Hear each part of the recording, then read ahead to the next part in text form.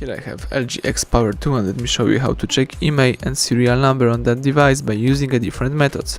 So at the very beginning, let's start by using your home screen.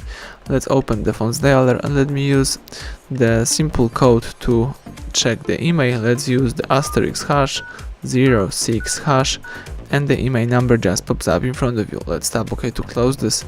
Now if you would like to check IMEI and serial number by using the settings, so let's find the settings, scroll down under general tab, choose about phone. Here you have to tap status. Right here you've got the information about your IMEI number, but now let me find the serial number. So let's find the hardware info, and here you've got the serial number of your device. You may also read the Wi-Fi MAC address or your model number. Let's go back, and that's it. Now you can use your device in a normal way. Thank you for watching. Please subscribe our channel and leave thumbs up under the video.